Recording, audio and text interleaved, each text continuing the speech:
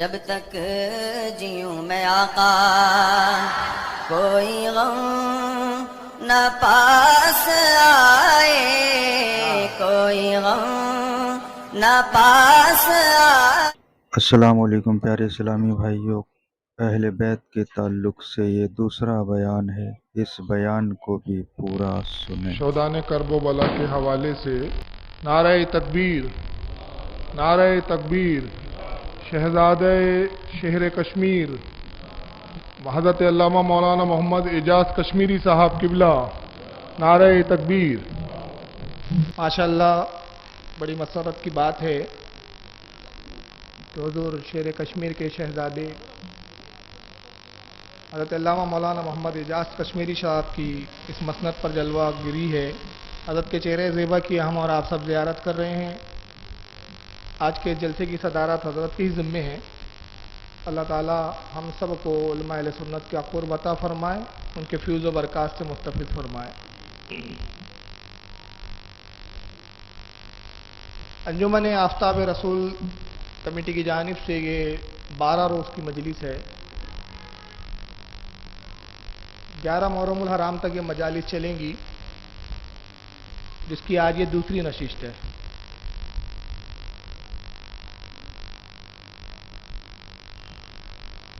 آج اہل سنت والجماعت کے لیے ایک بڑے افسوس کی بات ہے کہ آج اہل سنت والجماعت ہی نہیں بلکہ میں کہتا ہوں پورا عالم اسلام، صرف بامبے کی اور میں انڈیا کی بات نہیں کرتا، بلکہ جہاں جہاں سنی بستے ہیں اور جہاں جہاں یہ خبر گئی، تمام عالم اسلام اور اہل سنت والجماعت سوگوار ہے، اس لیے کہ آج ہمارے بیچ سے ایک عظیم الشان شخصیت، ایک عظیم الشان ہستی، آل رسول حضرت علامہ مولانا حسنین میاں نظمی رحمۃ اللہ تعالیٰ علیہ کا وصال ہوا۔ اللہ تعالیٰ سے دعا ہے کہ ان کے جد کریم امام علی مقام کے صدقے میں اللہ تعالیٰ ان کے مقام اور درجات کو خوب بلند فرمائے، اور حضرت کی فیوز و برکات سے اہل بمبئی ہی نہیں بلکہ تمام اہل سنت والجماعت کو فیضیابی عطا فرمائے۔ آپ سب جانتے ہیں کہ حضرت کا تعلق خانوادہ رسول سے تھا، خانقاہ محررہ سے آپ کی نسبت تھی، اور یہ وہی نسبت تھی جو ہمارے سروں کو احترام کے طور پر ان کے سامنے سر نیاز خم کرنے پر مجبور کرتی تھی۔ ہمارے اہل سنت والجماعت میں نسبتوں کا بڑا تعلق ہے، ہم نسبت والے لوگ ہیں۔ نسبتوں کی اہمیت جتنی اہل سنت والجماعت میں دعوے سے کہتا ہوں اتنی اہمیت کسی جماعت کسی فرقے میں نہیں ہے، اور اس کی وجہ یہ ہے، اس کا سبب یہ ہے کہ ہم جانتے ہیں کہ جس چیز کو رسول اللہ سے نسبت ہو جاتی ہے وہ چیز اہمیت کی حامل ہو جاتی ہے۔ ایک مٹی سے اینٹ بنتی ہے، وہی اینٹ اگر کسی گھر میں لگ جاتی ہے تو ایک معمولی سا گھر کہلاتی ہے، ایک معمولی سا گھر ہوتا ہے، مگر وہی اینٹ جب مسجد میں لگ جاتی ہے تب بیت اللہ ہو جاتی ہے اور وہی اینٹ مقدس ہو جاتی ہے۔ حالانکہ مٹی وہی ہے، اینٹ وہی ہے، اسی بھٹی میں اس کو بھی تپایا گیا، اسی تپش سے یہ بھی ہمکنار ہوئی، جس تپش سے دوسری اینٹیں ہمکنار ہوئی تھی وہی آگ ہے، مگر اس کو بیت اللہ سے نسبت ہو گئی ہے تو یہ اینٹ اب اہمیت کی حامل ہو گئی ہے۔ جانور وہ بھی ہے جو ہم استعمال کرتے ہیں، کھاتے ہیں پیتے ہیں، سواری کے لیے استعمال ہوتے ہیں۔ اب تو سواری کے لیے استعمال جانور نہیں ہوتے، لیکن پہلے جو ہوتے تھے وہ جانور معمولی رہ جاتے تھے، لیکن جو سواری رسول اللہ استعمال فرما لے وہ تمام سواریوں میں افضل ہو جائے۔ بلکہ عالم یہ تھا کہ رسول اللہ کی ایک اونٹنی تھی جس کا نام قصوہ آتا ہے تاریخ میں۔ سرکار اس اونٹنی پہ جب سواری فرماتے، اس اونٹنی کا یہ حال تھا کہ جب وہ جنگل میں جاتی تنہا اس کو چھوڑ دیا جاتا تھا، باندھا نہیں جاتا تھا، تو جتنے جانور ہیں ہلاکت والے، ہلاک کرنے والے، وہ سب جانور قصوہ کے ارد گرد نہیں آتے تھے، ہٹ جاتے تھے، بلکہ ہر درندہ دوسرے سے کہتا تھا ہٹ جاؤ یہ رسول اللہ کی اونٹنی ہے، اس کو نقصان مت پہنچانا۔ بلکہ آپ تعجب کریں گے خصائص القبریٰ میں حضرت سیدنا امام جلال الدین سیوطی رحمۃ اللہ علیہ نے یہاں تک نقل کیا کہ قصوہ کو چارہ کھانے کے لیے، گھاس کھانے کے لیے جانا نہیں پڑتا، چارہ قصوہ کے پاس چلتے ہوئے آیا کرتا تھا۔ تو اونٹنی ہوتی ہے، مگر اس اونٹنی میں کیا خاص بات ہو گئی؟ اس لیے کہ اس کو رسول اللہ سے نسبت ہو گئی ہے۔ بیویاں ہماری بھی ہے، آپ کی بھی ہے، عورتیں ہماری بھی ہے، آپ کی بھی ہیں، مگر رسول اللہ کی جو بیوی ہو جائے وہ تمام امت کی مومنوں کی ماں بن جائے۔ عظیم ہو گئی ہے وہ عورت، کیونکہ اس کو رسول اللہ سے نسبت ہو گئی ہے۔ غرض کی جتنی اشیاء پہ آپ معائنہ کریں، اگر اس کو کسی مقدس ہستی سے نسبت ہو جاتی ہے تو وہ چیز اس شے میں خوبی پیدا ہو جاتی ہے۔ اور نسبتوں کا بڑا تعلق ہے، تو جب چیزیں مقدس ہو جائے، نبی کی صحبت میں کوئی جانور آ جائے تو جانور مقدسہ ہو جائے، تو اس علی کا کیا کہنا جو آغوش رسول میں آیا ہے، جس نے اپنی آنکھوں کو رسول اللہ کی آغوش میں کھولا ہے۔ اور یہی نہیں بلکہ نبی نے کہاں تک فرمایا کہ علی کو مجھ سے کتنی نسبت ہے، کتنی نسبت ہے، کہا علی جس نور سے تیری تخلیق ہوئی ہے اسی نور سے میری بھی تخلیق ہوئی ہے۔ مگر ہم اہل سنت والجماعت ہیں، ہم دونوں پہلو کو لے کر چلتے ہیں۔ ہم صحابہ کے بھی احترام کو مد نظر رکھتے ہیں، ہم خلفاء کے بھی احترام کو مد نظر رکھتے ہیں۔ وہ اور ہے جو اہل بیت کی آڑ میں لوگوں دوسرے صحابہ پر تنقید اور تبرہ کرتے ہیں، مگر ہم احترام کے قائل ہیں۔ تو جہاں ہم یہ فضیلت بیان کرتے ہیں کہ علی کا یہ نسبت، علی کا یہ تعلق رسول سے، کہ جس نور سے رسول کی تخلیق اسی نور سے علی کی تخلیق، وہیں مگر ہمیں ایک حدیث اور بھی ملتی ہے کہ اللہ کے نبی نے فرمایا، اے ابو بکر اور اے عمر، جس مٹی سے تمہاری تخلیق ہوئی ہے اسی مٹی سے میری تخلیق ہوئی ہے، تم اور میں ایک ہی مٹی سے پیدا ہوئے ہیں۔ آپ کہیں گے اس کا ثبوت کیا ہے؟ ہو سکتا ہے کوئی کہے حدیث ضعیف ہے۔ ضعیف کا تو حیضہ پھیلا ہوا ہے آج کل، حدیث ضعیف ہے۔ میں کہتا ہوں حدیث کو ایک طرف رکھیے، قرآن کی آیت دیکھیے، اللہ فرماتا ہے منہا خلقناکم وفیہا نعیدکم ومنہا نخرجکم تارۃ اخری۔ اللہ فرماتا ہے ہم نے تمہیں اسی مٹی سے پیدا کیا، اسی مٹی میں لوٹائیں گے اور اسی مٹی سے دوبارہ اٹھائیں گے۔ تو جس کی تخلیق جس مٹی سے ہوتی ہے وہ مٹی وہاں پہنچ جاتی ہے۔ اب میں کہنا چاہتا ہوں آج کے واقعے سے، حضرت علامہ نظوی میاں صاحب علیہ رحمہ رہتے بمبئی سے تھے، مگر نسبت کس مٹی سے تھی؟ ماہرہ مقدسہ کی مٹی سے تھی۔ ماہرہ مقدسہ آپ کا جسم اقدس پہنچ گیا تو جس مٹی سے جس کو نسبت ہوتی ہے، رہتا کہیں بھی ہو مگر اپنی مٹی پہ برابر چلے جاتا ہے۔ تو اب رسول اللہ کی مٹی، ابو بکر کی مٹی، عمر کی مٹی ایک ہی تھی، نبی نے زندگی میں فرمایا۔ بعد وصال کیا ہوا؟ ابو بکر عمر پہلوے رسول میں ہے، جہاں کی مٹی تھی وہیں پہنچی۔ اور کسی شاعر نے بڑا خوب کہا، کہتا ہے کہ تذکرہ جس کا قرآن میں سورہ کوثر میں ہے، تذکرہ قرآن میں جس کا سورہ کوثر میں ہے، نور اس کا واللہ بحر و بر میں ہے، آج بھی ہے گنبد خضرا میں ابو بکر و عمر، مصطفیٰ کے گھر کی دولت مصطفیٰ کے گھر میں ہے۔ آج بھی ہے گنبد خضرا میں ابو بکر و عمر، مصطفیٰ کے گھر کی دولت مصطفیٰ کے گھر میں ہے۔ یہ مصطفیٰ کے گھر کی دولت تھی تو یہ رسول اللہ سے کیسے جدا ہوتی؟ تو ابو بکر و عمر رسول کی مٹی جس مٹی سے، ان کی تخلیق بھی اس مٹی سے، مگر علی کی مٹی ابو بکر اور عمر کی طرح نہیں تھی، رسول کی مٹی سے تخلیق نہیں ہوئی تھی، مگر اصل بھی علی کی رسول سے ہے۔ کہا علی جس نور سے تیری تخلیق ہوئی ہے اسی نور سے میری تخلیق ہوئی ہے، اور ایک ہی نور سے ہمارا سب ہوا ہے۔ یہی وجہ تھی کہ جب علی کی فطرت میں، علی کی اصل میں، علی کی بنیاد میں، علی کی ذات میں بنیاد نور مصطفیٰ تھا تو اثرات بھی مرتب ہوئے۔ اور پھر کیسے مرتب ہوئے؟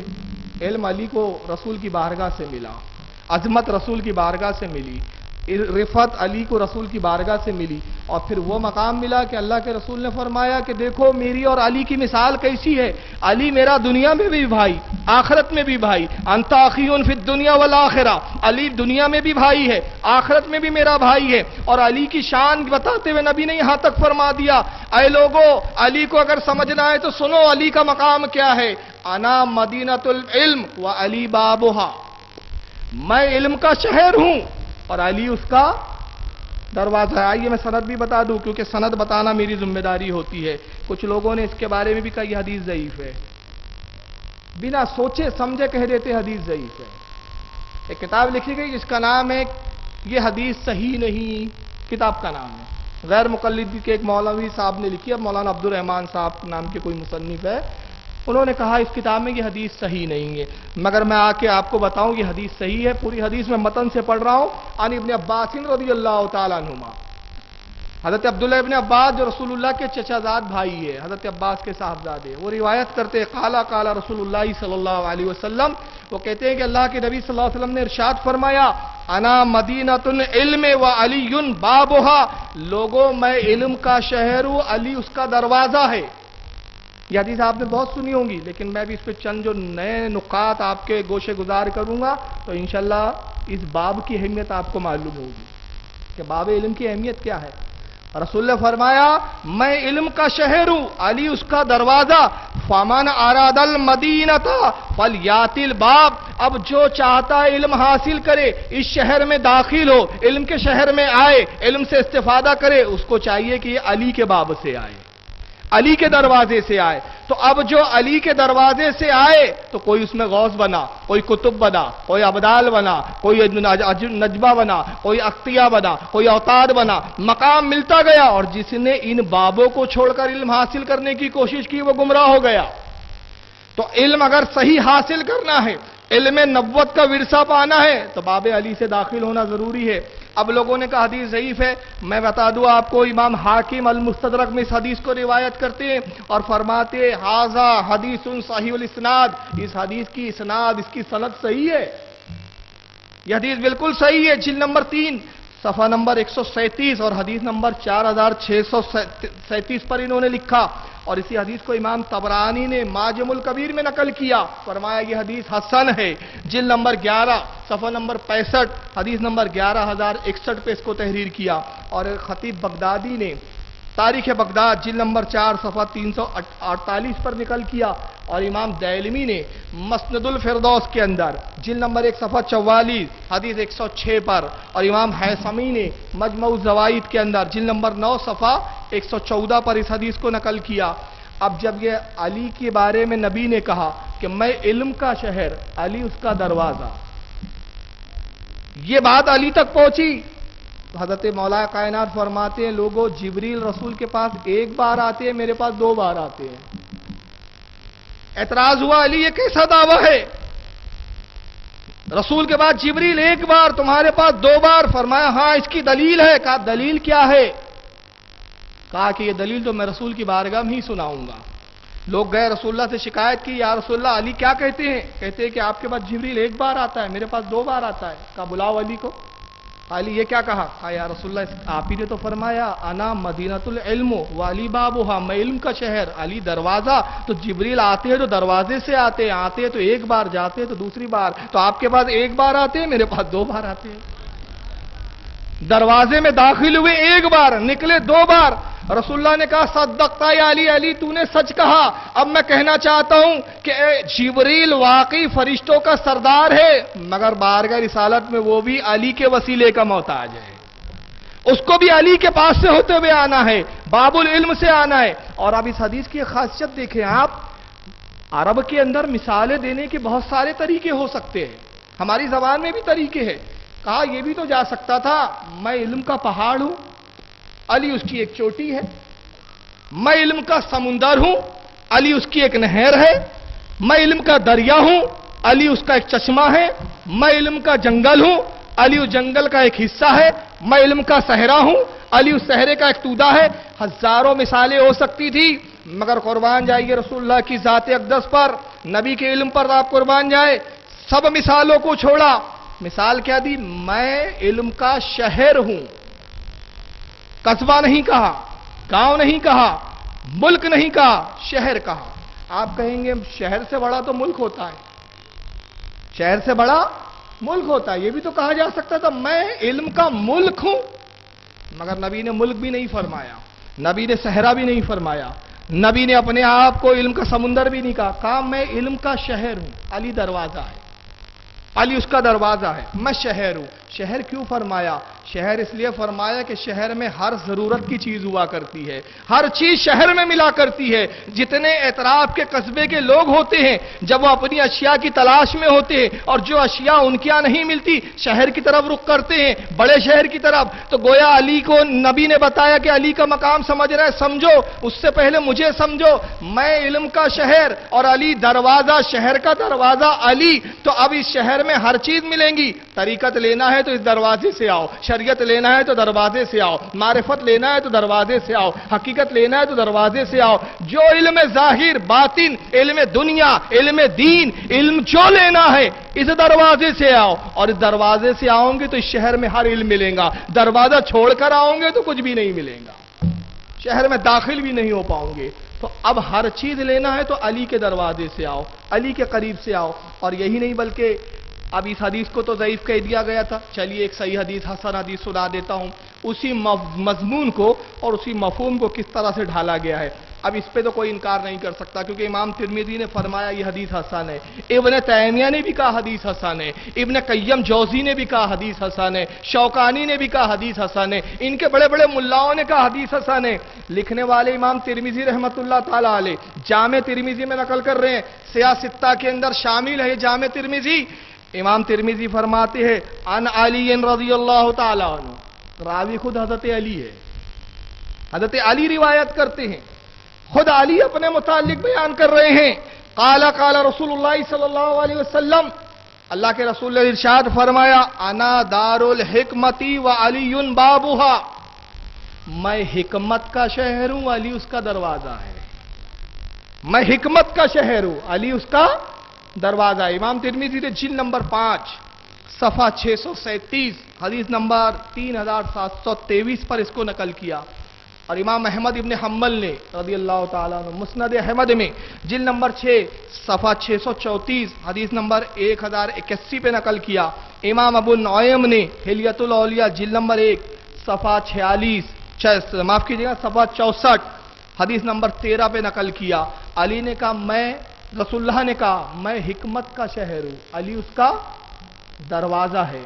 حکمت کا شہر رسول اور علی دروازہ، تو اب علم کا کیسے دروازہ؟ آئیے ایک دوسری حدیث میں پڑھنے جا رہا ہوں، ان علی رضی اللہ تعالیٰ عنہ، یہ بھی حضرت علی سے ہی روایت ہے، اس کے راوی بھی حضرت علی مولا کائنات روایت کرتے ہیں، قالا وہ کہتے ہیں واللہ اللہ کی قسم، بعد میں کر رہے ہیں، پہلے اللہ کی قسم کو یاد کر رہے ہیں، یعنی بتا رہے ہیں کہ دیکھو میں جو کہنے والا ہوں اس میں جھوٹ کا شائبہ بھی نہیں، اس سے کہ میں اللہ کی قسم کھا رہا ہوں، میں اللہ کی قسم کو یاد کر رہا ہوں۔ واللہ اللہ کی قسم ما نزلت آیات الا وقد علمت فیما نزلت، اے لوگوں میں قرآن کی ہر آیت کے بارے میں سب سے زیادہ جاننے والا ہوں، قرآن کی آیت کو کے بارے میں میں سب سے زیادہ جاننے والا ہوں، فیما نزلت کہ وہ کس بارے میں نازل ہوئی، وہ اینا نزلت کس جگہ نازل ہوئی، والا من نزلت کس پر نازل ہوئی،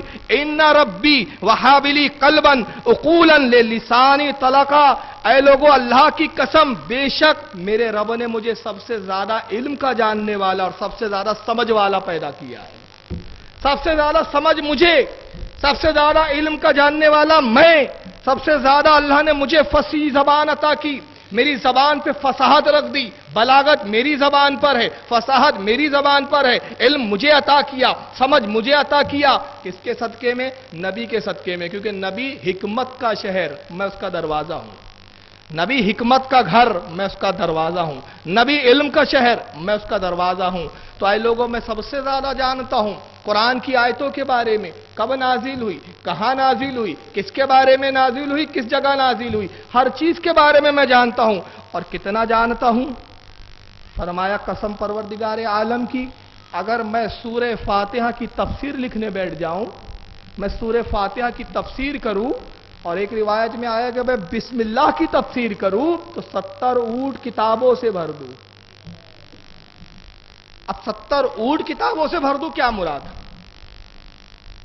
70 اونٹ بھر دوں، علماء اس کی تشریح کرتے ہیں کہ اونٹ کتنا بڑا جانور ہوتا ہے، جب کھڑا ہو جائے تو بڑا بلند ہوتا ہے، یعنی اتنی کتابیں لکھوں صرف بسم اللہ کی تفسیر پر کہ 70 اونٹوں پہ جب وہ کتابیں لا دی جائے تو ہر اونٹ کتابوں میں چھپ جائے، صرف بسم اللہ کی تفسیر پر۔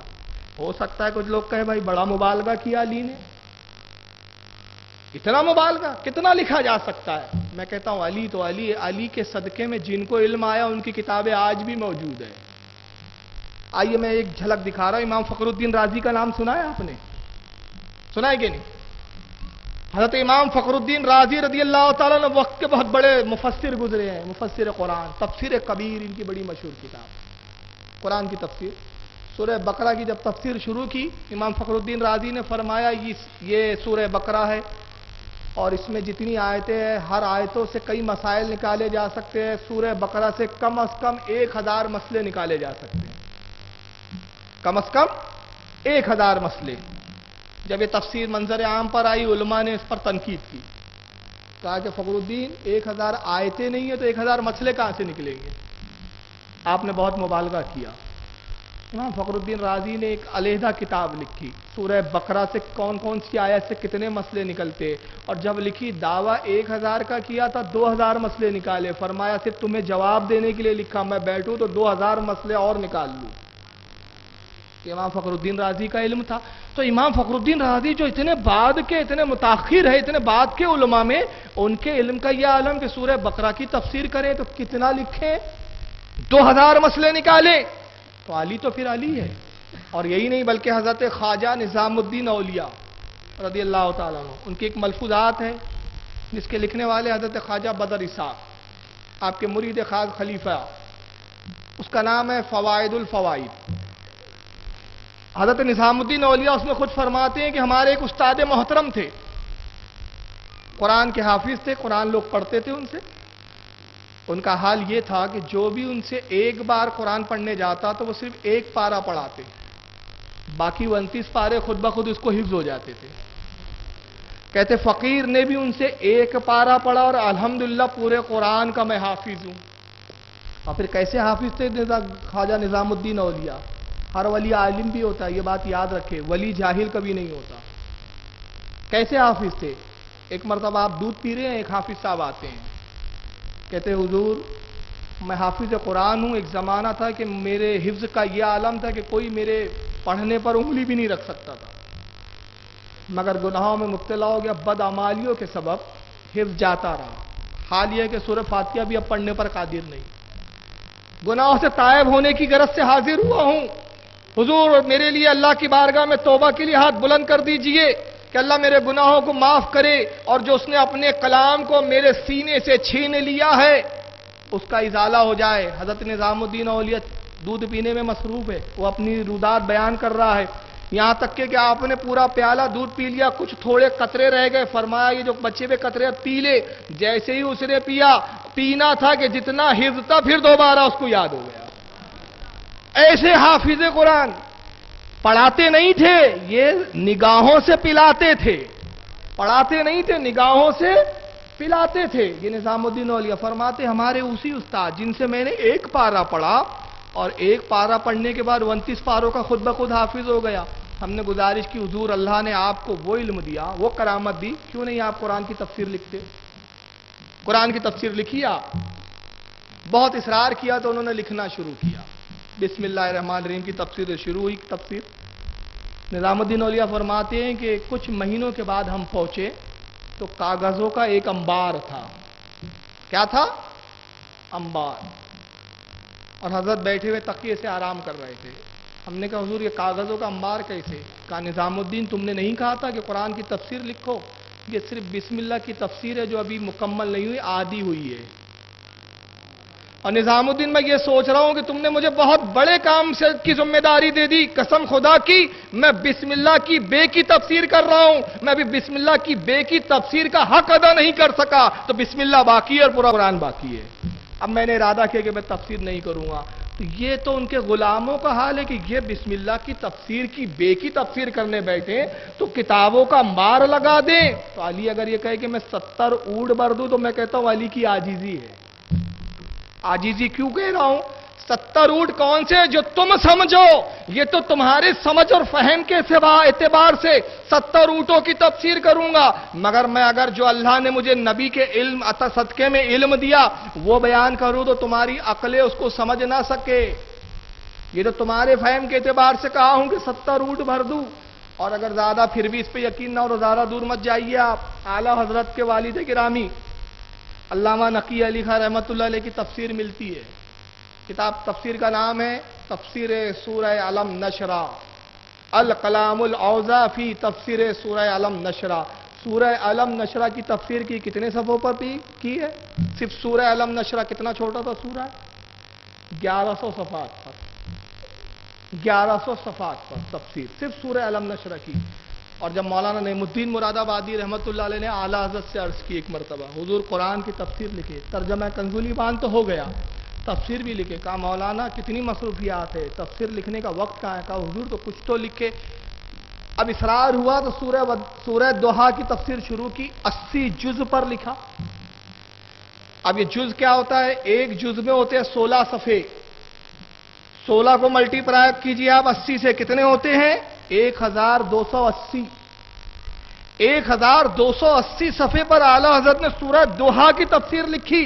तो आला हजरत 1400 साल बाद के आलिम हैं, और अली तो वह है जो आलिम नहीं है, आलिम गर है, वली नहीं है, वली गर है। सारी विलायत का मंबा अली के है, अली है, वहां से विलायत के सूते फूटे हैं। तो अब कितना इल्म था? हजरत जुनैद बगदादी रहमतुल्लाह अलैह फरमाते हैं, लोगों अली ने जो इल्म छोड़ा, अली ने को जो इल्म था, जितना बताया वो हम संभालने से कासिर है। कसम खुदा की अगर मौलाए कायनात को जंगों से फुर्सत मिल जाती, अगर आपके जमाने में जंगी हालात ना होते, खाना जंगियां ना होती, तो मौलाए कायनात इल्म का वो सरमाया छोड़ते कि जमीन व आसमान उसको उठाने से कासिर नजर आते, इनकार कर देते कि हम इल्म का ये सरमाया नहीं उठा सकते। ये मौलाए कायनात की शान थी। अब मैंने अर्ज किया था कि अना मदीनतुल इल्म वाली बाबुहा, ये रसूल की हदीस, अना दारुल हिकमती व अलीयुन बाबुहा, मैं हिकमत का शहर हूं, अली उसका दरवाजा है। आइए जरा मैं एक चीज और बताता चलूं आपको कि ये इल्म का दरवाजा कैसे है, हिकमत का शहर कैसे है। हिकमत दारुल हिकमत फरमाया। दार के मायने होते हैं घर, मैं अब लफ्जी तर्जुमा कर रहा हूं। दार के मायने, दारुल उलूम लफ्ज सुना है आपने? दारुल उलूम यानी इल्म का घर, दारुल हिकमत हिकमत का घर। अब नबी कह रहे मैं हिकमत का घर, तो ये हिकमत का घर कैसा है? इस पे कभी गौर किया आपने? इसके लिए एक दूसरी हदीस में पेश कर रहा हूं, ये बुखारी की हदीस है, सिर्फ हवाला दे रहा हूं। बुखारी शरीफ की जिल्द नंबर 3 है और हदीस नंबर 3341। अल्लाह के रसूल फरमाते हैं कि अंबिया की और मेरी मिसाल ऐसी है कि गोया एक इमारत है। क्या है? इसको गौर से सुने। एक इमारत है, हर नबी उस इमारत की एक ईंट है। बुखारी शरीफ की हदीस है, हर नबी उस इमारत की एक ईंट है, मगर उस इमारत में एक ईंट खाली थी, उसमें एक शगाफ था। मेरी जलवागरी हुई, मैं तशरीफ लाया, मैं मबूस किया गया और मैंने उस ईंट को मुकम्मल कर दिया। वो मुकम्मल करने वाली ईंट मैं हूं। अब नबुव्वत की इमारत मुकम्मल हो गई, अब इस इमारत में कोई ईंट लगाई नहीं जाएगी, अब जगह ही नहीं है। ये है नबी को, आप नबियों की मिसाल ऐसी दे रहे हैं कि अंबिया इकराम की मिसाल कैसी है? जैसे ये इमारत, ये दार है, ये घर है। अब ये घर की इमारत बुनियादें कैसी रखी गई? ये नबुव्वत की इमारत बनी कैसे? सबसे पहली ईंट बुनियाद में रखी जाती है। तो बुनियाद शुरू कहां से हुई? बुनियाद है इसकी हजरत आदम अलैहिस्सलाम। हजरत आदम की पहली ईंट, इन्नी जाइलुन फिल अर्दे खलीफा। कुरान ने फरिश्तों से कहा, ऐ फरिश्तों, अल्लाह कहता है फरिश्तों मैं जमीन में एक खलीफा पैदा करने वाला हूं, जमीन पर पैदा करने वाला हूं। आदम जमीन पर आए, नबुव्वत की इबारत की तामीर शुरू हुई। पहली बुनियाद आदम, नूह आए, दूसरी ईंट लगी, शीश आए, ईंट लगी, इदरीस आए, ईंट लगी, इलियास आए, ईंट लगी। इमारत बुलंद होते जा रही है। हजरत इदरीस, इलियास, और उसके बाद अब कौन आते? हजरत सुलेमान अलैहिस्सलाम, हजरत मूसा अलैहिस्सलाम आते हैं। जनाब मूसा आए तो इमारत की बुलंदी कहां तक पहुंच चुकी है? कोहे तूर तक पहुंच चुकी है। मूसा आए, इमारत की बुलंदी कोहे तूर।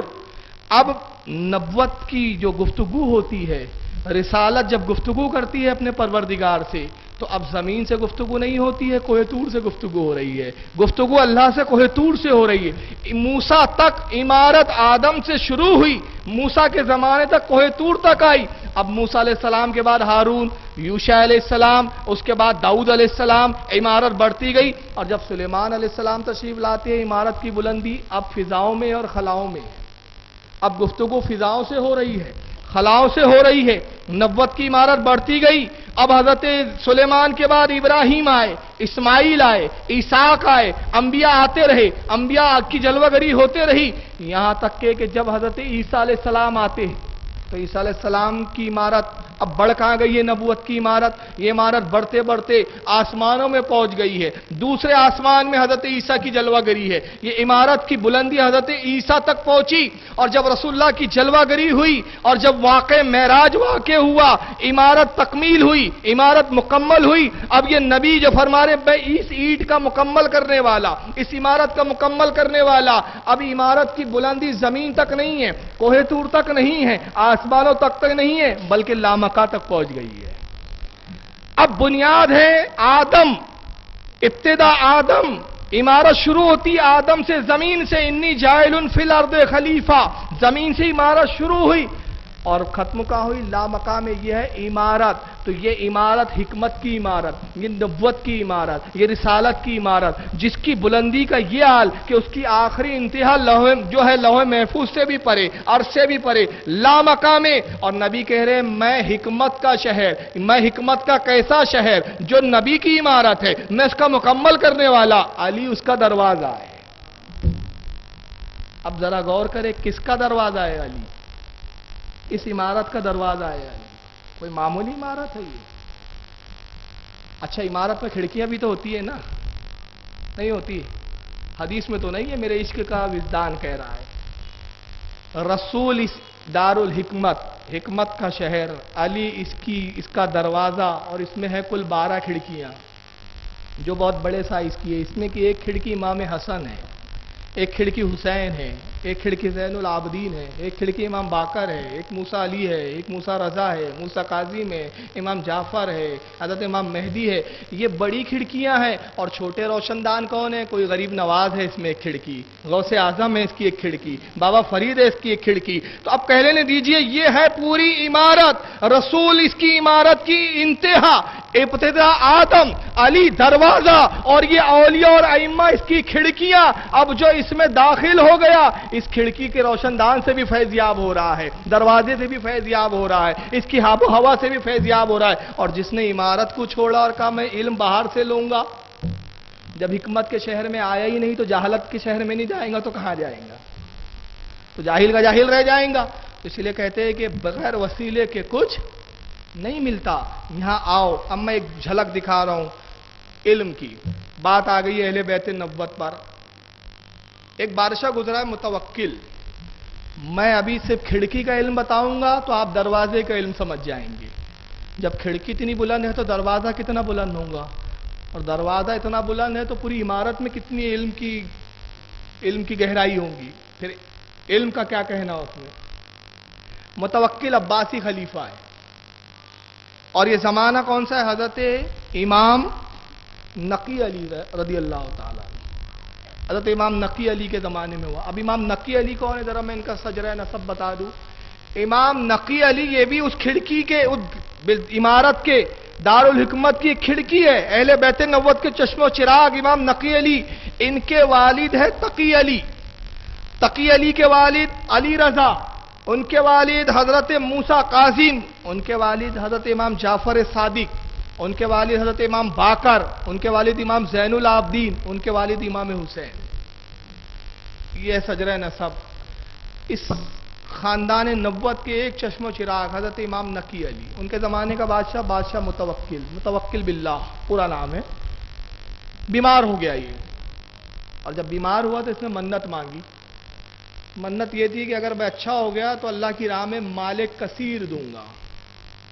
منت کیا ہے؟ اللہ کی راہ میں مال کثیر دوں گا. کثیر بولتے کس کو؟ ذرا اس کی بھی تو تعریف سن لیں آپ. قرآن میں اللہ نے کہا اِنَّا آتَيْنَا کل کوثر، محبوب ہم نے آپ کو کوثر کثرت عطا کی، کثیر سے ہی کوثر بنا ہے۔ ایک ہوتا ہے زیادہ، دوسرا ہوتا ہے بہت زیادہ، اور تیسرا ہوتا ہے کثیر۔ کہا جاتا ہے بہت زیادہ مجمع تھا، زیادہ لوگ تھے، اب اس سے زیادہ مبالغہ کرنا ہے تو کہا جاتا ہے بہت زیادہ مجمع تھا، بہت زیادہ لوگ تھے، اور پھر اس میں اور گہرائی پیدا کرنا ہے، پھر ایک ایسے مجمع کا تصور بتانا ہے، ایک ایسے مجمع بتانا ہے جس کو شمار نہ کیا جائے، گنا نہ جائے، تو کہا جاتا ہے کثیر مجمع تھا، یعنی جس کو ہم گن نہیں سکتے۔ تو کثیر وہ ہوتا ہے جس کو شمار نہ کیا جا سکے، کثیر وہ ہوتا ہے جس کو گنا نہ جا سکے۔ اس لیے قرآن میں کہا محبوب ہم نے آپ کو کثرت عطا کی، اتنی خوبیاں عطا کی جس کو گن نہیں سکتے، جان نہیں سکتے، شمار نہیں کر سکتے۔ اب اس کے زبان سے نکلا کہ میں اچھا ہو گیا تو مال کثیر دوں گا، متوکل اچھا ہو گیا، صحت ہو گئی۔ علماء اور بادشاہ نے علماء کو بلایا، وزیروں کو بلایا، کہا منت یہ تھی بتاؤ کتنا مال اللہ کی راہ میں دوں، کتنا مال دوں جو مال کثیر کہلائے۔ کسی نے کہا 1 لاکھ دے دیجئے، بڑا کثیر مال ہے۔ دوسرے عالم نے کہا نہیں آپ کی حکومت کے مقابلے میں 1 لاکھ روپے کی کیا حیثیت ہے، 2 لاکھ دے دیجئے۔ پھر تیسرے مولانا کہتے ہیں نہیں صاحب یہ بھی کوئی مال کثیر ہے، یہ تو گن سکتے، کثیر کی تعریف ہے جس کو گنا نہ جا سکے، شمار نہ کیا جا سکے۔ تو مال کثیر کہاں ہوا یہ بھی اگر 2 لاکھ بھی دیے جائے؟ کوئی کہہ رہا ہے 3 دے دو، کوئی ایک کہہ رہا ہے 4 دے دو، 1 دے دو، 2 دے دو، اختلاف ہے علماء کے درمیان، اتحاد نہیں ہے۔ متوکل پریشان ہو گیا تو متوکل نے کہا ایسا کرو جاؤ حضرت امام نقی علی رحمۃ اللہ علیہ سے رضی اللہ عنہ سے پوچھو۔ علماء گئے، کہا کہ حضرت آپ کیا کہتے ہیں، بادشاہ کا ایسا معاملہ ہے، اس نے منت مانگی تھی، میں اچھا ہو گیا، صحت یاب ہو گیا، مال کثیر اللہ کی راہ میں دوں گا، بتائیے مال کثیر کتنا ہے؟ آپ نے فرمایا اس سے کہو 80 درہم دے دے۔ کیا فرمایا؟ 80 درہم دے دے۔ سارے علماء متعجب، ہم تو لاکھوں کی بات کر رہے تھے اور وہ مال کثیر نہیں تھا، مگر ان کا حال یہ کہ 80 درہم کو مال کثیر فرما رہے۔ کہا کہ حضرت امام نقی علی یہ تو بتائیے مال کثیر کی تعریف کیا ہے، اور آپ نے یہ استنباط کہاں سے کیا، یہ استدلال کہاں سے نکالا، یہ استدلال کیسے کیا ہے، 80 درہم کو آپ نے مال کثیر کیسے کہا، اس کا ثبوت کیا ہے؟ کہا سنو قرآن میں ہے۔ اب قرآن میں کہا ہے، پارہ نمبر 10 ہے، سورہ توبہ آیت نمبر 25 میں اللہ فرماتا ہے لَقَدْ نَصَرَكُمُ اللَّهُ فِي مَوَاطِنَ كَثِيرًا، اللہ فرماتا ہے محبوب ہم نے کثیر مقامات پر آپ کی مدد کی ہے، کثیر جگہوں پر ہم نے آپ کی امداد کی ہے۔ اے محبوب کثیر مقامات ہے جہاں اللہ نے آپ کی مدد کی۔ امام نقی علی فرماتے قرآن میں اللہ نے یہاں فرمایا محبوب ہم نے کثیر مقامات پر آپ کی امداد و مدد کی، اور جب ہم نے ان مقامات کو شمار کیا وہ کتنے مقامات ہیں، وہ کتنے مواقع ہیں جہاں اللہ نے اپنے محبوب کی مدد کی، تو ہم نے اس کو شمار کیا تو کل 80 مواقع تھے۔ تو 80 وہ ہے جس کو اللہ نے کثیر فرمایا، لہذا 80 درہم دے دے تو مال کثیر ہو گیا۔ یہ علم تھا۔ اور قرآن کے علم پہ بات ایک ذہن میں آ رہی ہے، بریلی شریف کے ایک ہمارے بزرگ عالم ہیں، وصال ہو گیا ان کا فی الحال، تو میں نے ان کی تقریر میں خود سنا تھا، ایک مرتبہ ناگپور میں ان کی تقریر ہو رہی تھی۔ تو قرآن جو ہے علم کا خزانہ ہے، جتنی آپ اس کی گہرائی میں جائیں گے تو نئے نئے موتی اور نئے نئے ہیرے اور جواہرات نکلتے جائیں گے، مگر آپ تھک جائیں گے لیتے لیتے، لیکن قرآن دیتے دیتے ختم نہیں ہوگا۔ قرآن وہ چیز ہے، وہ سمندر ہے قرآن، جس میں اللہ نے وہ نعمتیں رکھی ہے جو ختم نہیں ہوتی۔ اہل سنت کے وہ عالم صاحب ایک جگہ ٹھہرے ہوئے تھے، ایک ان کے مرید آتے، ان کی بیوی حاملہ تھی اور پیٹ میں بچہ الٹا ہو گیا تھا، بچہ ٹیڑھا ہو جاتا ہے، بولتے ہیں نا پلٹ جاتا ہے۔ ڈاکٹروں نے کہہ دیا تھا کہ آپریشن کر کے نکالنا پڑے گا ورنہ بچہ اور بچہ دونوں کو خطرہ ہے۔ آپریشن کرنا نہیں چاہتے تھے، پیر صاحب کے پاس آئے، کہا حضور بیوی کا ایسا ایسا معاملہ ہے، ڈاکٹر کہتی ہے کہ آپریشن کرنا پڑے گا۔ میں نے کہا کچھ انتظار کرو میں ابھی آتا ہوں، حضور کچھ دعا فرما دے کہ بنا آپریشن کے سب معاملہ حل ہو جائے، کچھ تعویذ دے دیجئے، کچھ پانی پڑھ کے دے دیجئے۔ حضرت نے ایک تعویذ کچھ دیر سوچا اور ایک تعویذ لکھا اور اس کے بعد فرمایا جاؤ اس کو پانی میں گھول کے پلا دو، انشاءاللہ بچہ صحیح سالم پیدا ہو جائے گا، الٹا ہو گیا تو سیدھا ہو جائے گا اور بغیر آپریشن کے بچے کی ولادت ہو جائے گی۔ وہ گئے، انہوں نے تعویذ گھولا، ادھر بیوی کو پلایا، ادھر ڈیلیوری ہو گئی۔ جو خطرہ تھا ٹل گیا، بچہ سیدھا بھی ہوا پیٹ میں اور باہر برآمد بھی ہو گیا۔ وہ آیا مٹھائی کا ڈبہ لے کے، حضور بولے آپ کا تعویذ اتنا مؤثر اور اتنا اثر کرنے والا آج تک میں نے کسی بزرگ کا تعویذ نہیں دیکھا۔ بس ادھر پلانا تھا اور ادھر فوراً ڈیلیوری اور بچہ سیدھا ہوا اور پیدا بھی ہو گیا۔ مٹھائی دی تو علماء بیٹھے تھے، اب انہوں نے کہا یار یہ بڑا اچھا تعویذ ہے جو حضرت نے لکھا ہے، ہمارے بھی کام آئے گا، پوچھ لیا جائے حضرت نے لکھا کیا تھا۔ تو پوچھتے ہیں کہ حضور آپ نے ایسا لکھا کیا تھا، ایسا کوئی تعویذ ہے؟ کہا میاں ایسا کوئی تعویذ میرے ذہن میں نہیں تھا کہ جو لکھے اور فوراً ڈیلیوری ہوئی۔ جب اس نے کہا بچہ ٹیڑھا ہو گیا تو میں سوچنے لگا کہ اس کا علاج کیا ہے، تو میں نے کاغذ پہ صرف یہ لکھا اہدنا الصراط المستقیم۔ یہ میں نے قیاس کیا، میں نے کسی بزرگ کی کتاب میں پڑھا نہیں، دیکھا نہیں کہ اس کا یہ تعویذ ہے، یہ ہے، تو میں نے قرآن کی آیت لکھ دی اہدنا الصراط المستقیم۔ اب یہاں اعلیٰ حضرت کے ترجمے کی حقانیت واضح ہو گئی۔ لوگوں نے کہا ہمیں سیدھا راستہ دکھا، اگر اس کا مفہوم دکھائی ہوتا بچہ پیٹ میں دیکھتا ہی رہتا، ہمیں سیدھا راستہ چلا ہے تو بچہ چل پڑا باہر آ گیا۔ یہی ہے چلا اور دکھا میں فرق، ہمیں سیدھا راستہ چلا۔ تو اب بتائیے قرآن جتنا آپ گہرائی میں جائیں، کوئی ہے اسی کتاب میں یہ چیز نہیں ہے؟ آپ سوچیں، غور کریں، فکر کریں، نئے نئے گوشے سامنے آئیں گے۔ تو قرآن علی کے ساتھ ہے اور علی قرآن کے ساتھ ہے، اور نبی پاک فرماتے ہیں میں دارالحکمت اور علی اس کا دروازہ۔ اور کیسے دارالحکمت؟ ایک حدیث میں پیش کر رہا ہوں اور سند بھی انشاءاللہ اس کی پڑھوں گا اور حوالے بھی پھر آپ سن لیں اس کے۔ حضرت ابو طفیل عامر بن واصلہ رضی اللہ تعالیٰ عنہ اس کے راوی ہے، وہ کہتے ہیں کہ میں حضرت علی کے خطبے میں شریک تھا، کوفہ میں آپ موجود تھے کہ دور خلافت حضرت امیر المومنین علی رضی اللہ تعالیٰ عنہ۔ آپ ممبر پہ تشریف لائے اور فرمایا سلونی، اے لوگوں پوچھو مجھ سے، سلونی فواللہ لا تسألونی عن شیء یکون الی یوم القیامہ الا حدثتکم فیہ بہ۔ حضرت علی نے فرمایا لوگوں سلونی، پوچھو مجھ سے قسم پروردگار عالم کی، قیامت تک جو کچھ ہونے والا ہے جس چیز کے بارے میں تم مجھ سے پوچھو گے میں اس کی تم کو خبر دوں گا۔ کون کہہ رہا ہے؟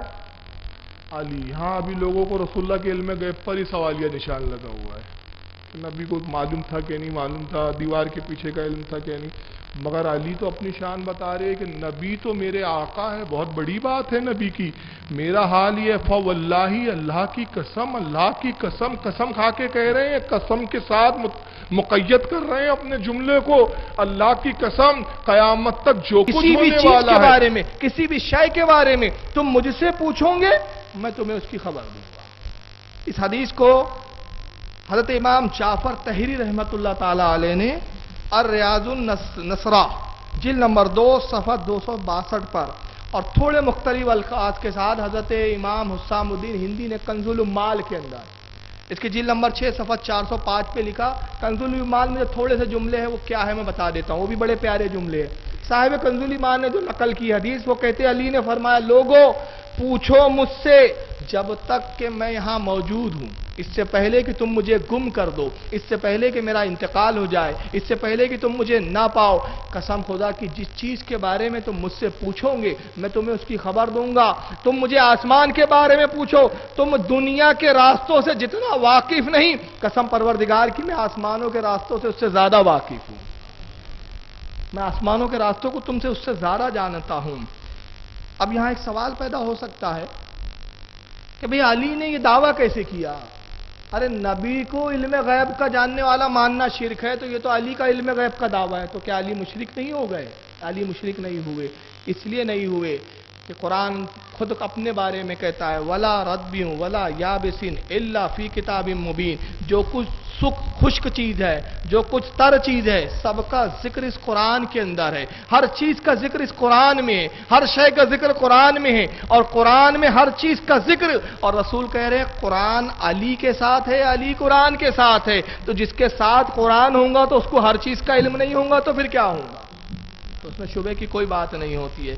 آئیے اس کے بعد میں ایک چیز آپ کو بتا رہا ہوں کہ اتنے علم کے باوجود علی کی عاجزی بھی تھی، علم کا یہ عالم تھا کہ جو چاہو مجھ سے پوچھو، جس چیز کے بارے میں پوچھو گے خبر دوں گا۔ ایک مرتبہ آپ ایک جنگل کا سفر کر رہے ہیں، سفر میں ابن ملجم، عبد الرحمن ابن ملجم آپ کے ساتھ ہے۔ یہ کسی زمانے میں آپ کا غلام ہوا کرتا تھا، آپ کا خادم ہوا کرتا تھا، بعد میں یہی خارجی ہوا اور آپ کا اس نے قتل کیا، اسی کی وجہ سے آپ شہید ہوئے۔ حضرت علی کی شہادت پہ میں انشاءاللہ تھوڑی سی تفصیل میں بتاؤں گا بعد میں۔ ابن ملجم اس وقت صحیح تھا، حضرت علی کی خدمت کرتا تھا، ساتھ میں چل رہا ہے۔ اس واقعے کو حضرت شیخ فرید الدین گنج شکر رحمۃ اللہ تعالی علیہ، باو فرید جن کو ہم کہتے ہیں، انہوں نے اپنی ملفوظات اسرار الاولیاء میں نقل کیا۔ تو ابن ملجم کہتا ہے کہ اے میرے آقا، اے میرے مولا حضرت علی، مجھے پیاس کی شدت محسوس ہو رہی ہے، پانی ختم ہو چکا ہے، پانی نہیں ہے، کاش مجھے پانی آپ کچھ عطا کر دیتے، پانی مل جاتا۔ آپ نے کہا فکر نہ کر، چل پانی کا انتظام ہو جائے گا۔ پہنچے تو ایک ویران بستی جو کسی زمانے میں آباد تھی، اجڑ چکی تھی، کوئی انسان کا نام و نشان نہیں تھا۔ وہاں پہ کچھ قبریں تھی، جو اس آبادی کا قبرستان رہا ہوگا۔ حضرت علی اس قبروں کے پاس گئے اور ایک قبر کے پاس کھڑے ہو کے آپ فرماتے ہیں، یا فلاں ابن فلاں، یا فلاں ابن فلاں، یا فلاں ابن فلاں، اے اس کے بیٹے، اے اس کے بیٹے، اے اس کے بیٹے، اے اس کے بیٹے، آدم علیہ السلام تک اس کا سجرہ بیان کیا۔ اے فلاں تیرا باپ یہ ہے، تیرے باپ کا باپ یہ، اس کا یہ باپ، اس کا یہ باپ، یہ پورا اس کا سجرہ کہاں تک بیان کیا؟ آدم علیہ السلام تک۔ اس کا اس طرح سے نام لیا اور فرمایا کہ بتا پانی کہاں ہے؟ کون سا پانی پینے کے لائق نہیں، تو زمین کی بات کرتا ہے، جنت میں کتنی نہریں ہیں، علی ہر چیز کو جانتا ہے، مگر قسم خدا کی میں پوچھتا اس لیے ہوں کہ میں اپنے نفس سے کہتا ہوں، علی اپنے نفس پہ گھمنڈ نہ کر کے تو ہر چیز جانتا ہے، کبھی پوچھ بھی لیا کرتا کہ نفس بھی ذلیل ہو جایا کرے۔ تو پوچھنا نہ معلوم ہونے کی دلیل نہیں۔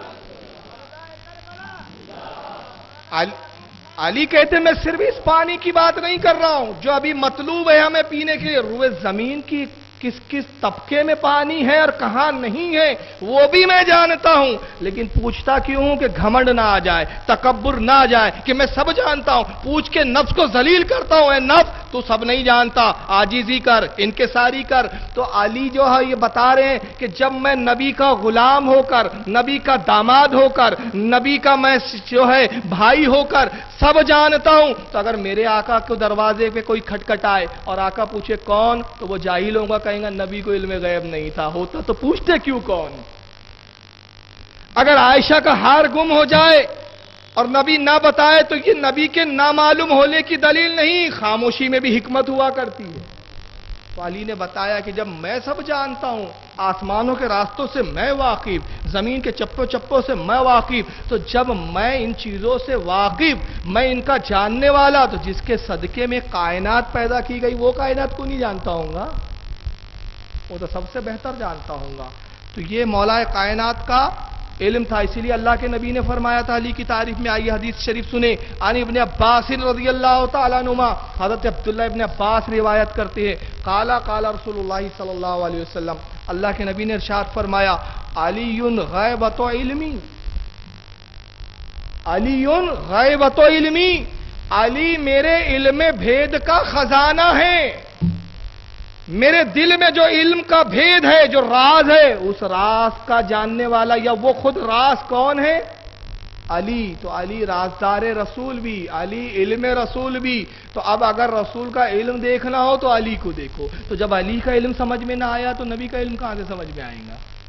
آئیے اس حدیث کو کس نے لکھا وہ بھی بتا دوں، کیونکہ میں یہ تخارج کیوں پڑھتا ہوں، حالانکہ میں دیکھتا ہوں مجمع میں کچھ لوگوں کو تھوڑا سا اجھل ہوتا ہے کہ صفحہ نمبر، جلد نمبر، ارے یار حدیث سنا دیے۔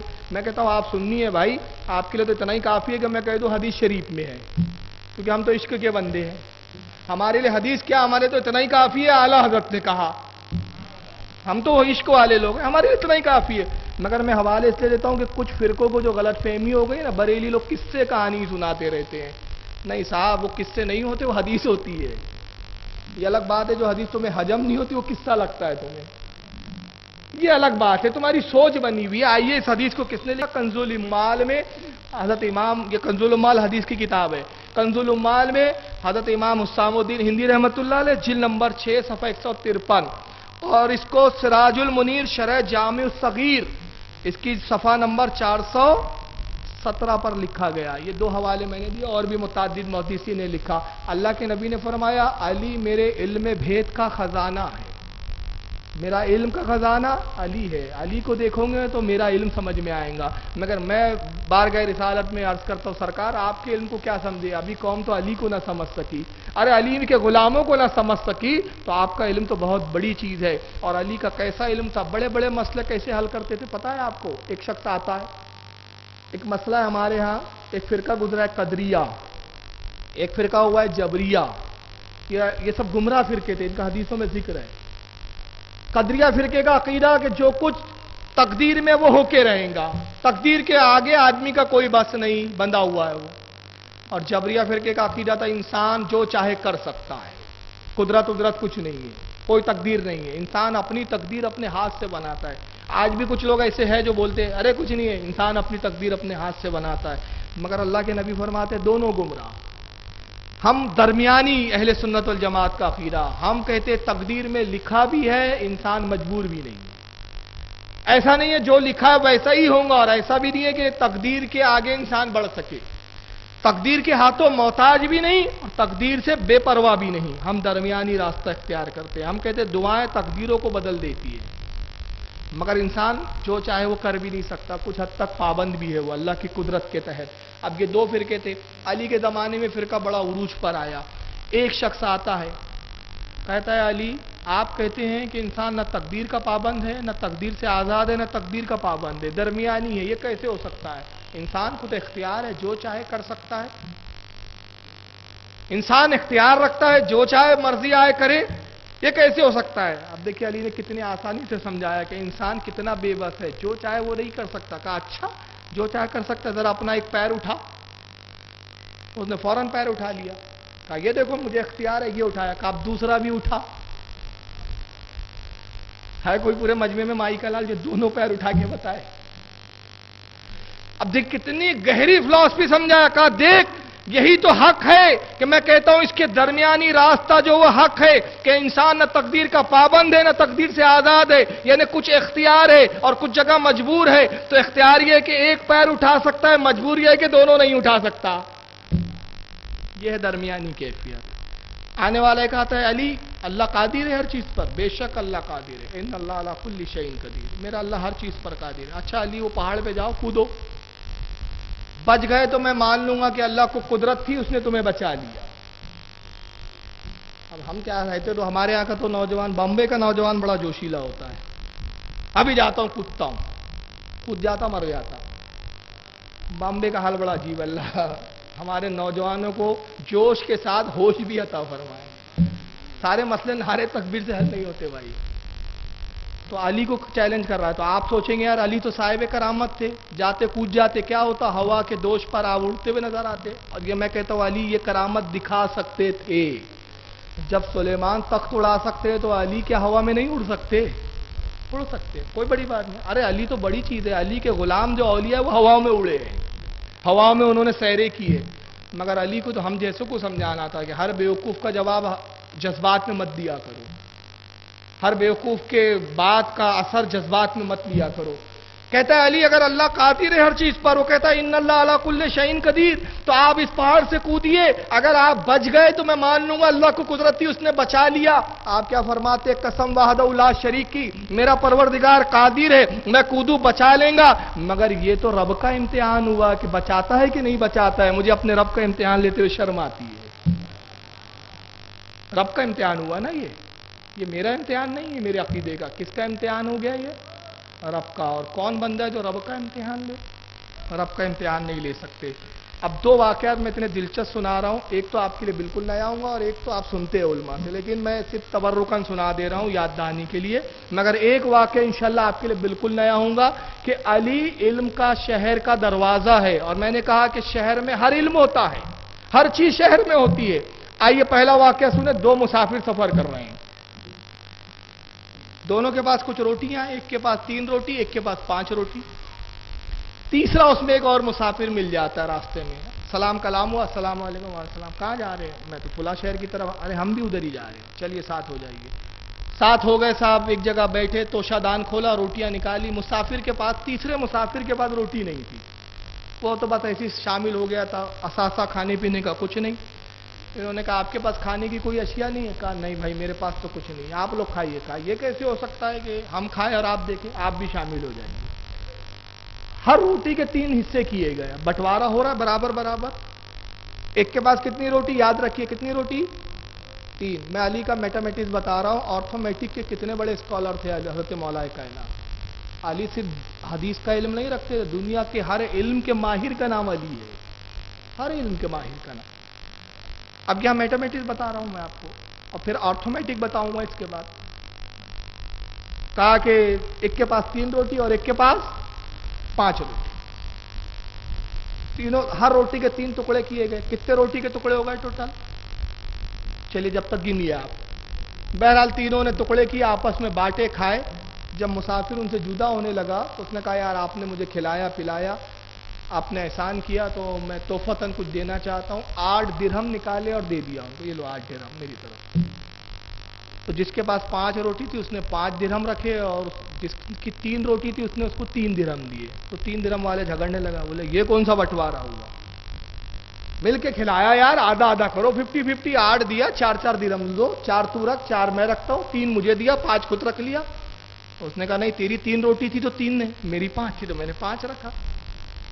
بھائی تیری 3 تو 3 درہم, میرے 5 تو میرے 5 درہم. بولتا ہے نہیں آدھا آدھا, یہ کیا 3-5 کا جھگڑا ہے, آدھا آدھا 50-50. تیار نہیں ہوا, اختلاف بڑا. کہا چلو علی کے پاس, انہی سے یہ فیصلہ کرواتے. حضرت علی کے پاس پہنچے, رداس سنائی. مولا علی فرماتے جس کو 3 درہم ملے تھے خاموشی سے رکھ لے, حساب میں جائیں گا تو 1 ہی درہم ملیں گا تجھے, حساب کے چکر میں مت پڑ. اللہ کا شکر کر 3 مل گئے. کہتا ہے یار میں تو 1 بڑھا رہا تھا, آپ 2 گھٹا رہے ہیں, یہ تو الٹا ہو گیا نا. میں 1 بڑھانے کے چکر میں آیا آپ کے پاس, اور آپ ہے کہ ایسا فیصلہ سنا رہے کہ 2 گھٹ جائیں گے. کہتا بھلا ہے مجھے 1 ہی ملے, مگر مجھے حساب تو سمجھا ہی دیجیے. کہا اگر تو نہیں مانتا تو سن. کہا تیرے پاس کتنی روٹی تھی؟ کہا 3. ساتھی کے پاس 5.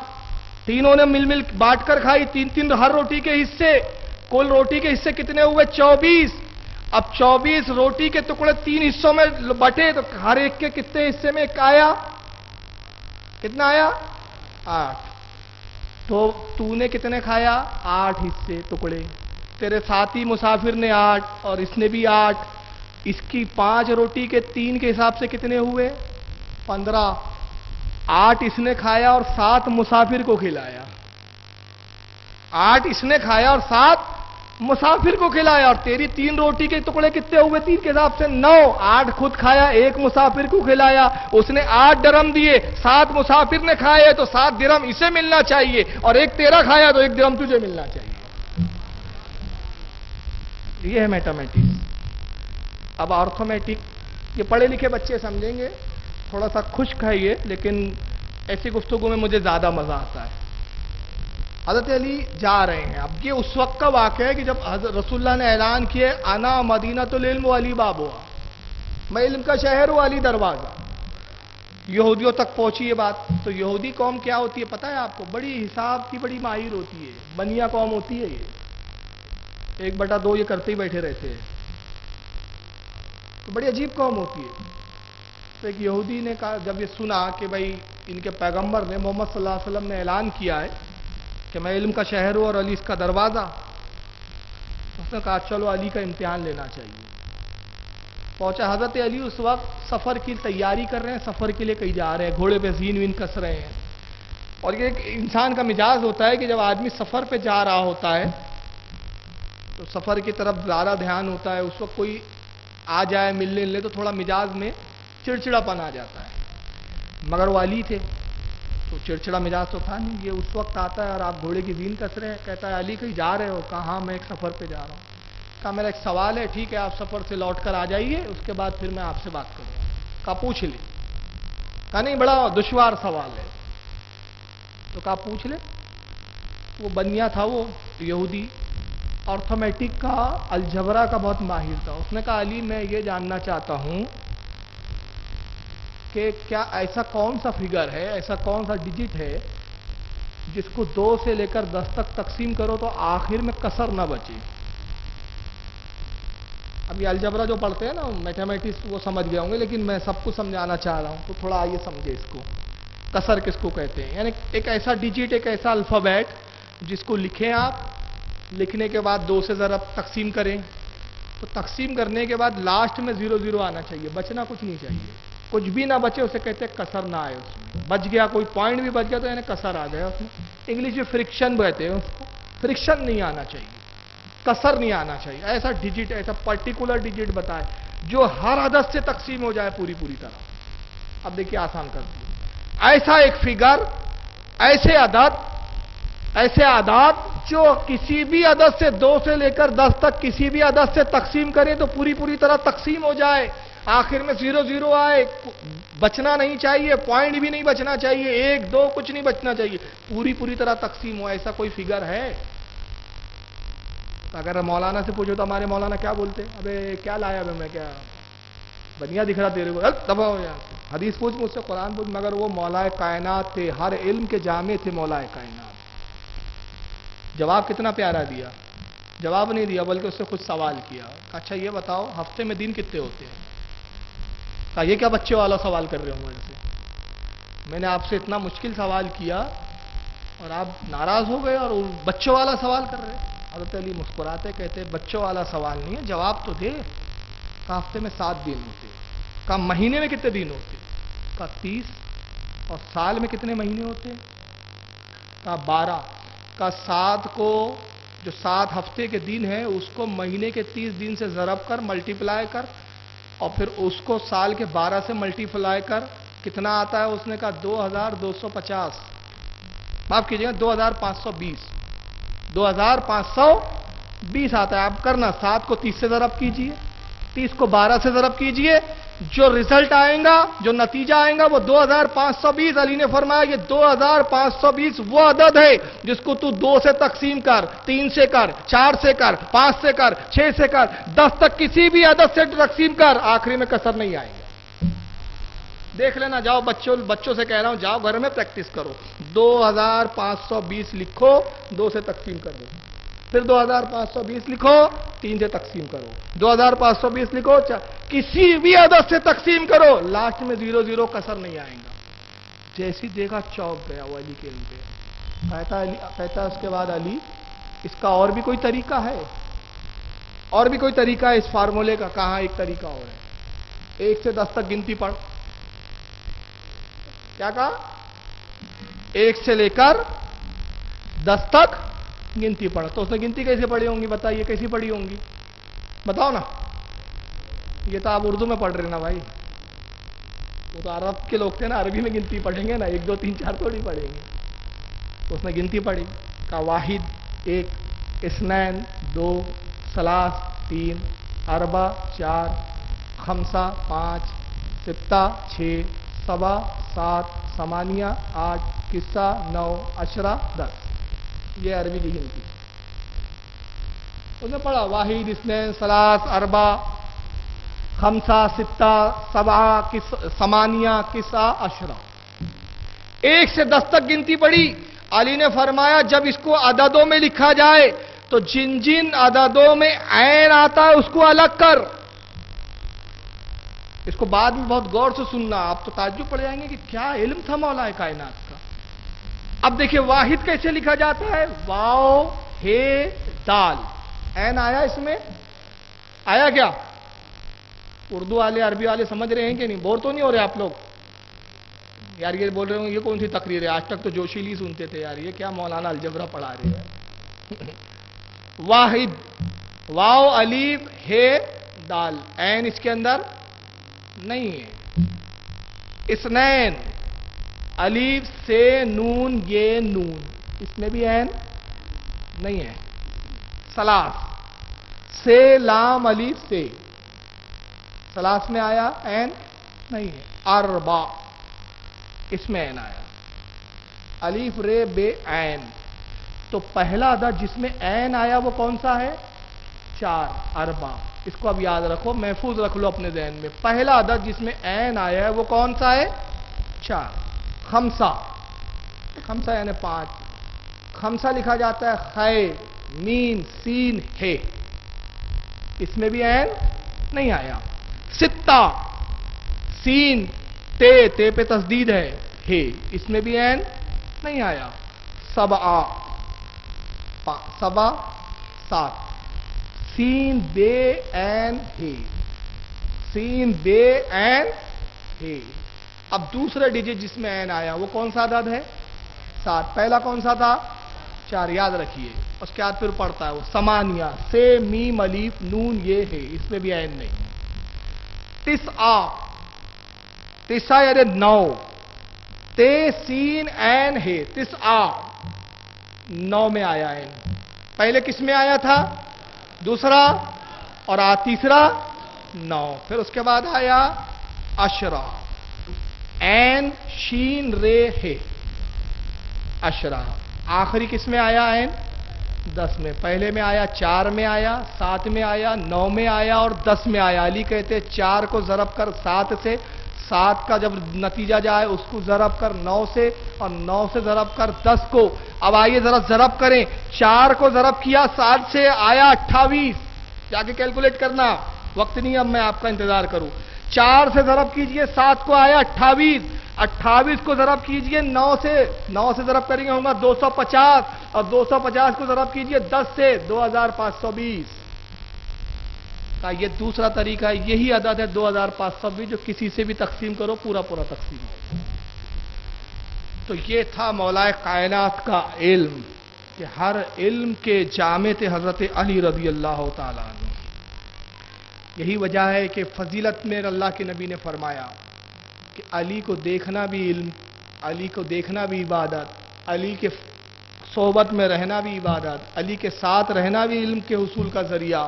چنانچہ حدیث پاک میں اللہ کے نبی نے فرمایا ان عبداللہ ابن مسعود رضی اللہ تعالیٰ عنہ, حضرت عبداللہ ابن مسعود کہتے ہیں قال قال رسول اللہ صلی اللہ علیہ وسلم, اللہ کے نبی نے ارشاد فرمایا ان نظر الی وجہ علی ان عبادہ, اے لوگوں علی کی طرف دیکھنا بھی عبادت ہے, علی کو دیکھنا بھی عبادت ہے.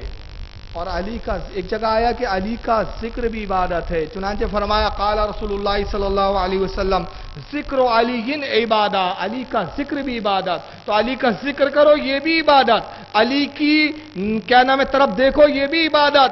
اب یہاں پہ دیکھیے اللہ کے رسول کا فضل و کرم. جب صحابہ موجود تھے تو فرمایا علی کو دیکھنا بھی عبادت ہے, تو وہ تو علی کو دیکھ کر عبادت کر لیتے تھے. اب ہم تو علی کو دیکھ نہیں سکتے بظاہر, مگر ہم غلاموں پہ بھی رسول نے کتنا کرم کیا. کہا کیا ہوا تم علی کو نہیں دیکھ سکتے, علی کا ذکر تو کرو, تو وہ بھی عبادت ہے.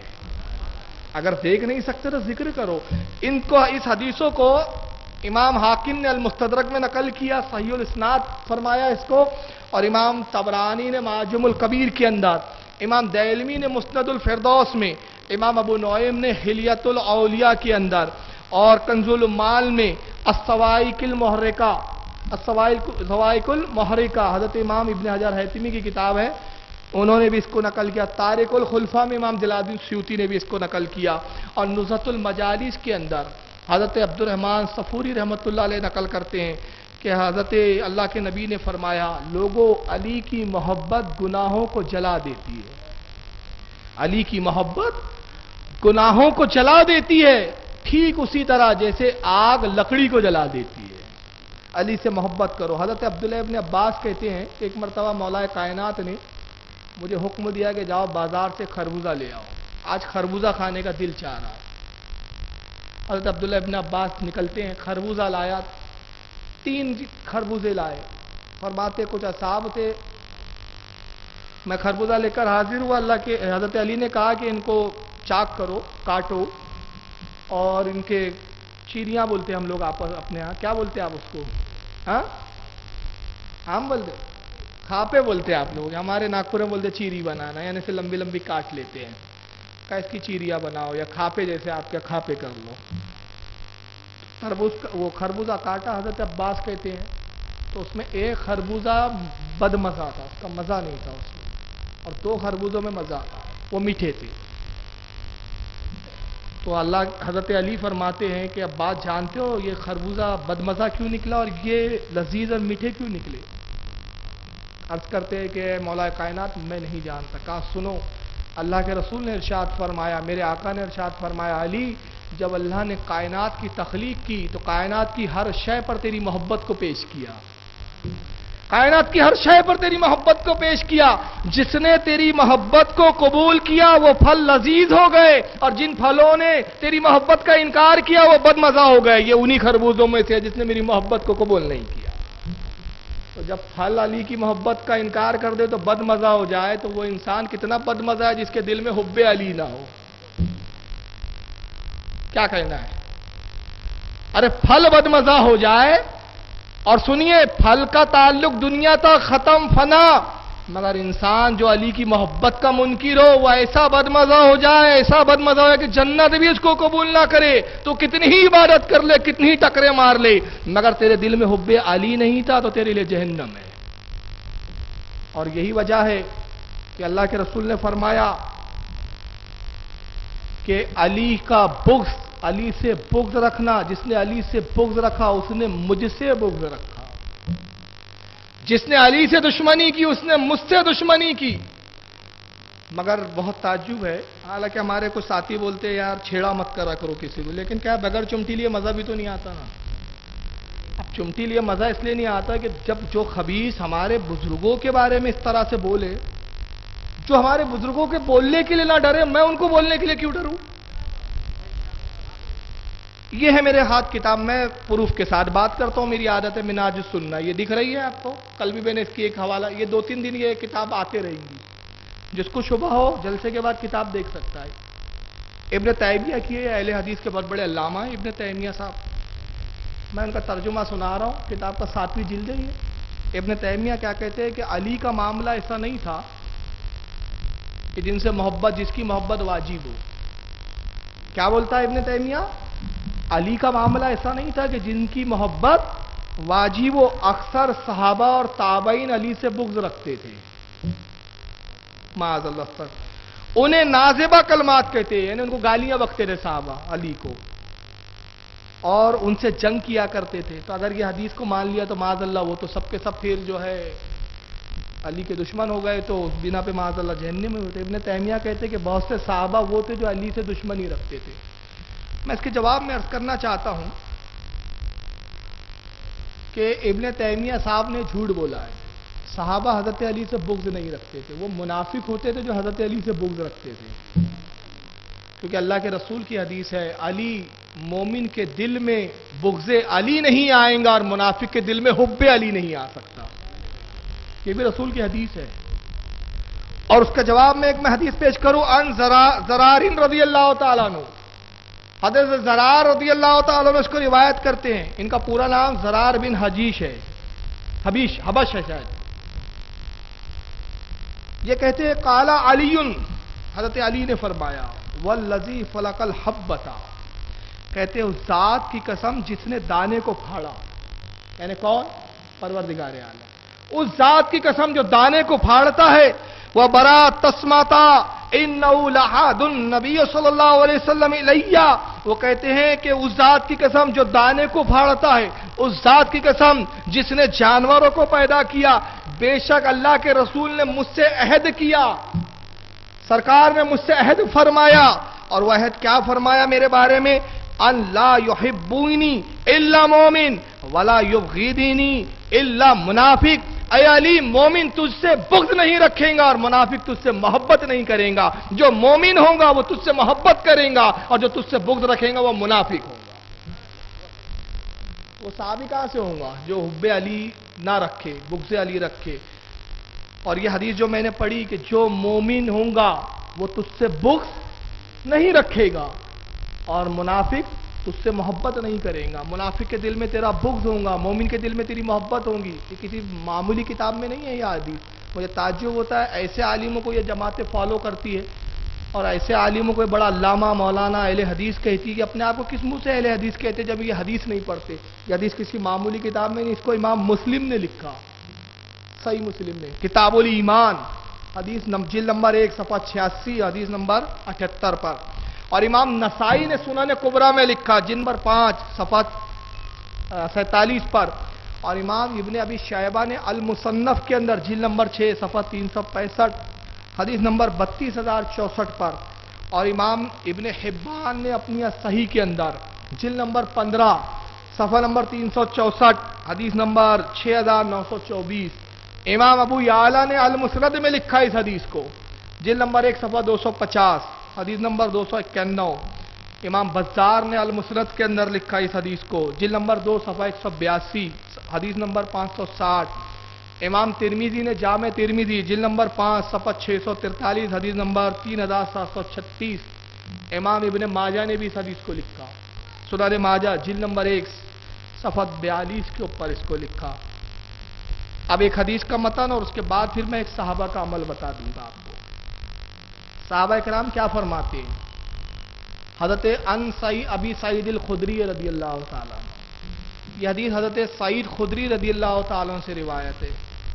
حضرت سعید خدری کہتے ہیں، قال، وہ کہتے ہیں، انا کنا لا نعرف المنافقین نحن معاشر الانصار ببغضهم علی ابن ابی طالب۔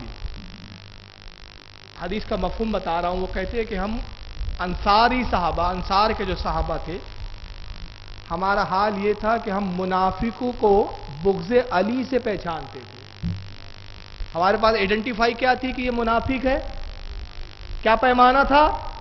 بغض علی۔ اب کیسے پہچانتے تھے؟ بھائی صحابہ کیا دل چیر کے دیکھتے تھے کہ اس کے دل میں علی کی محبت ہے کہ نہیں ہے؟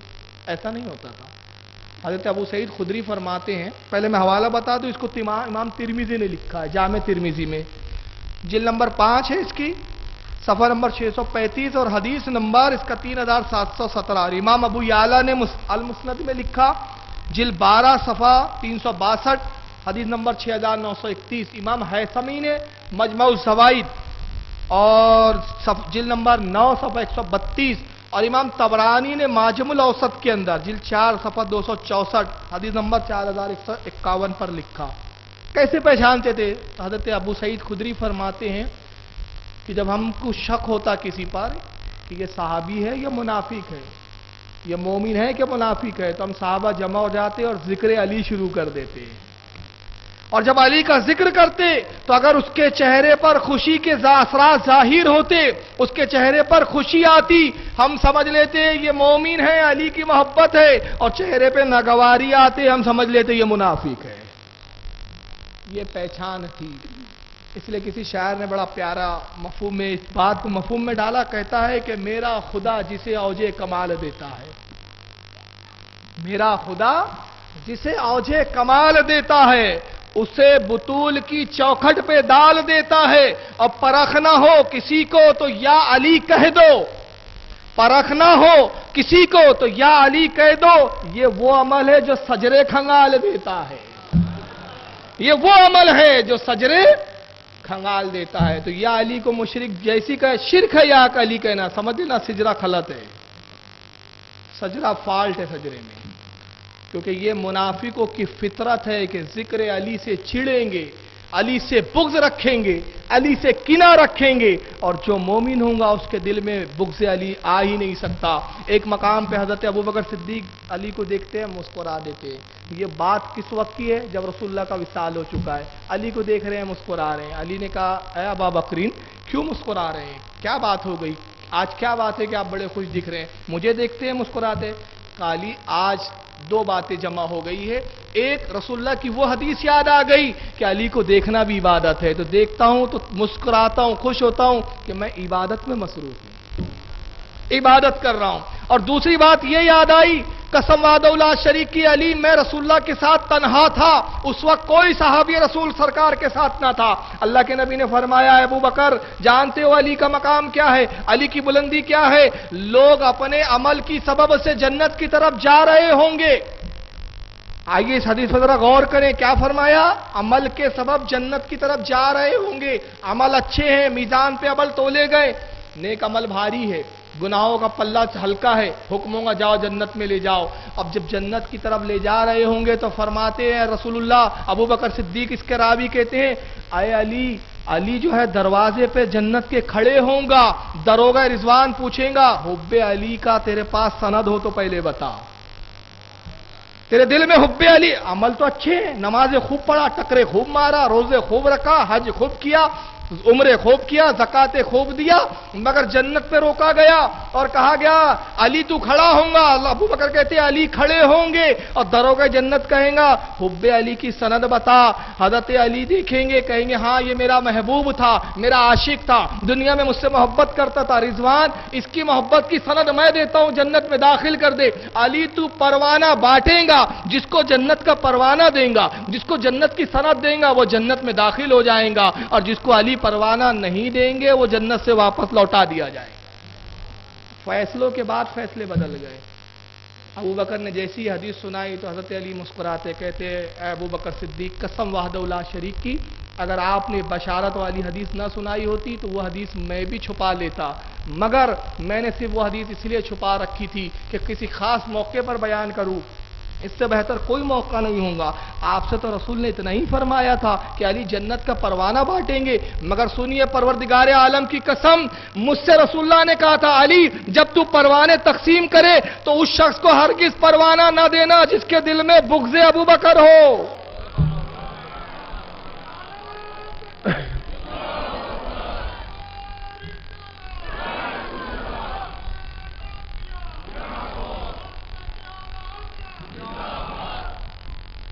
उसे हरगिज परवाना न देना जिस दिल में बुग़्ज़े अबू बकर हो। अब मैं एक जुमला कहता हूं, देखिए आप इस जुमले को कितना कैच करते हैं। मैं कहता हूं वो दिल, वो जिगर, वो जिस्म, वो सीने इस लायक है कि कूटे जाए जिस दिल में मोहब्बत अबू बकर ना हो। नहीं समझे आप लोग? मैंने इशारा कर दिया, मैं खुलकर नहीं बोल रहा हूं। वो दिल, वो जिस्म, वो सीने इसी लायक है कि वो कूटे जाए, खून बहाए जाए जिस दिल में मोहब्बत अबू बकर ना हो। तो हम तो वो है कि जो मोहब्बत अली भी रखते हैं और हुब्बे अबू बकर सिद्दीक भी रखते हैं। इस्लामी भाइयों, अहले बैत के ताल्लुक से ये दूसरा बयान किस किस ने पूरा सुना, कमेंट करके बताएं, और ये भी बताएं आपने इस बयान से क्या सीखा।